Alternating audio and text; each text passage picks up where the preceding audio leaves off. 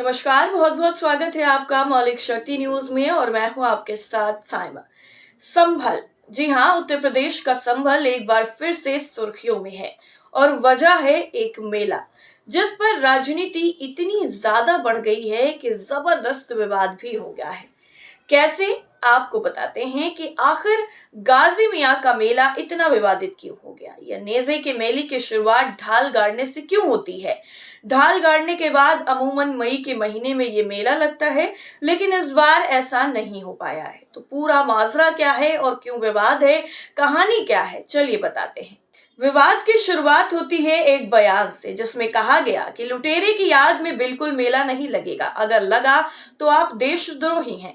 अगर इस देश के हैं तो ऐसी इजाजत नहीं मांगेंगे। तो ऐसे आदमी की याद में आप कार्यक्रम क्यों कर रहे हैं?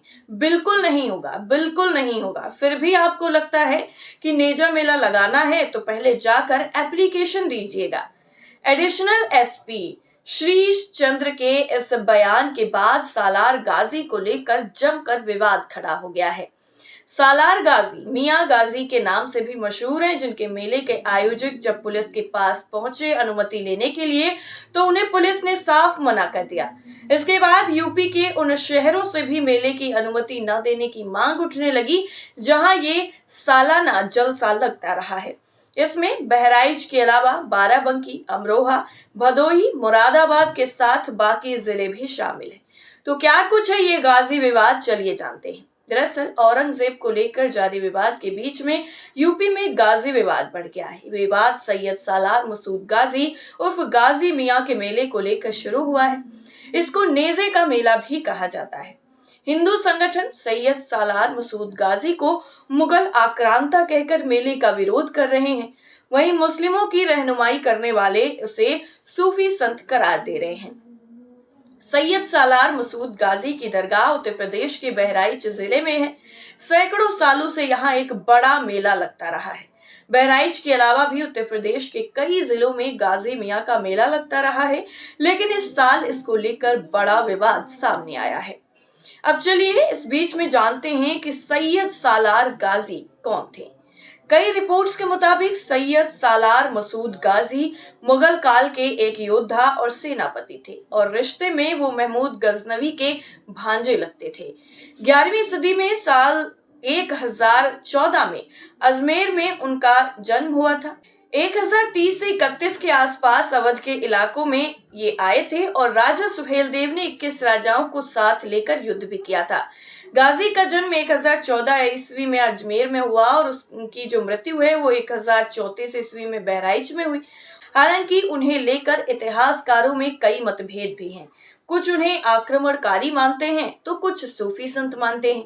उनकी दरगाह उत्तर प्रदेश के बहराइच में मौजूद है, जहां हर साल मेला लगता है।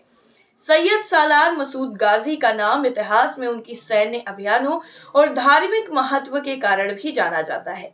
उनके मरने के बाद बहराइच में उनकी मजार बनी और कई जिलों में उनकी इबादत शुरू हो गई। बहराइच के दरगाह शरीफ में उन्हें दफना दिया गया।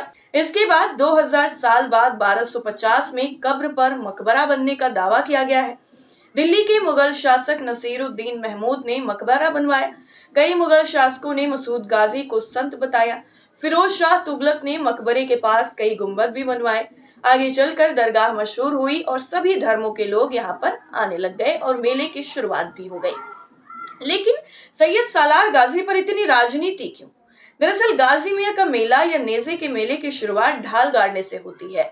ढाल गाड़ने के बाद अमूमन मई के महीने में यह मेला लगता है। सबसे बड़ा मेला बहराइच में लगता है, जहां पर लाखों की संख्या में लोग इस मेले में शामिल होते रहे हैं। अब इस पूरे विवाद के राजनीतिक पहलू को समझें तो लोकसभा चुनाव के बाद जिस तरह से पीडीए के नाम पर सपा ने यूपी में 37 सीटें जीती और बीजेपी को बड़ा नुकसान उठाना पड़ा, उसके बाद अब बीजेपी वापस अपने पुराने पिच यानी हिंदुत्व को धार देती हुई दिखाई दे रही है और संभल इसका मुख्य केंद्र बिंदु है।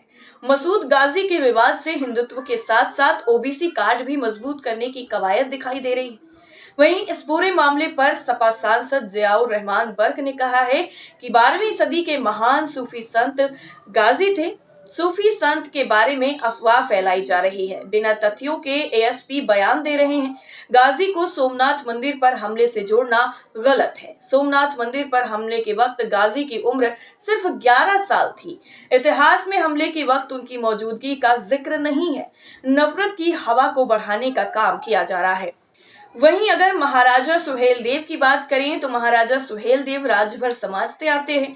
आज राजभरों के सबसे बड़े नेता ओम प्रकाश राजभर हैं। वो भले ही बीजेपी के साथ हैं, लेकिन बीजेपी सुभाषपा की बैसाखी की जगह अपना वोट बैंक तैयार करना चाहती है। जिस तरह से आजम खान के परिवार को अदालतों से लगातार राहत मिल रही है और जिस तरह के संबंध अखिलेश यादव और चंद्रशेखर आजाद के रहे हैं, उसको देखते हुए ये माना जा सकता है कि बीजेपी इस मुद्दे के नाम पर अपने हिंदू वोटर को सहेजने में जुटती हुई नजर आ रही है और उसे डर है कि कहीं हिंदू वोटर उससे खिसक न जाए। फिलहाल औरंगजेब और मसूद गाजी का विवाद थमेगा या फिर इसके बाद कोई नया विवाद सामने आएगा, ये कहा नहीं जा सकता है। लेकिन जिस तरह से संभल से शुरू हुआ विवाद अब राजनीतिक मुद्दा बन चुका है, इससे उत्तर प्रदेश में हिंदुत्व बनाम पीडीए की लड़ाई होती हुई नजर आ रही है। दरअसल बहराइच में सालार गाजी की मजार पर दुआ मांगने का जो सिलसिला है वो आज का नहीं है, वो दशकों से चला आ रहा है। लेकिन जो विवाद अब देश में छिड़ा है उस पर बहस शुरू हो गई है। एक तरफ जहां सपा मुखिया अखिलेश यादव का कहना है कि भाजपा हर मिली जुली संस्कृति को खत्म कर रही है। मेले में हर धर्म जाति के लोग मिलते हैं। अगर वो कुंभ की तारीफ कर सकते हैं तो किसी और मेले की तारीफ क्यों नहीं कर सकते हैं। अब मेले का आयोजन क्यों होता है, इस पर भी कई तरीके की राय है। दरअसल नेजा कमेटी के अध्यक्ष शाहिद हुसैन मसूदी दावा करते हैं कि साल 1015 के आसपास संभल में पृथ्वीराज चौहान की राजधानी हुआ करती थी संभल, जहां कहा जाता है कि साल 1030 के आसपास पृथ्वीराज चौहान के बेटे संभल के शेख 85 मियाँ की बेटी से शादी करना चाहते थे। शेख 85 मियाँ की बेटी शादी नहीं करना चाहती थी। इसकी सूचना सैयद सालार मसूद गाजी को भेजी गई और वो अपनी सेना के साथ संभल आए और पृथ्वीराज चौहान के साथ युद्ध किया था। इस युद्ध में सैयद सालार मसूद गाजी के साथियों ने भी जान गंवाई थी। मसूद गाजी के जिन जिन साथियों ने इस युद्ध में जान गंवाई, उनकी मजार संभल के आसपास बनाई गई। उन्हीं मजार के आसपास मेले आयोजित किए जाते हैं। वहीं दूसरी तरफ 2024 में छपे मुरादाबाद मंडल के गजेटियर में नेजा मेले का जिक्र है। इसमें यह भी कहा गया है कि इस मेले की शुरुआत से जुड़े कोई ठोस साक्ष्य नहीं है। इसी में सालार गाजी और पृथ्वीराज चौहान का जिक्र करते हुए दोनों के कालखंड को भी अलग अलग बताया गया है। हालांकि इसको लेकर काफी ज्यादा मतभेद भी है। कुछ लोगों का साफ तौर पर मानना है कि सैयद सालार मसूद गाजी एक सूफी संत थे, तो कुछ लोगों का मानना है आक्रांता है। लेकिन जिस तरह से इतिहास के पन्नों को अगर देखा जाए और रिपोर्ट्स को माना जाए तो ज्यादातर लोगों का मानना है कि सैयद सालार मसूद गाजी एक सूफी संत थे। फिलहाल इस पर आपका क्या मानना है, हमें कमेंट्स करके जरूर बताइए। इस रिपोर्ट में इतना ही। नमस्कार।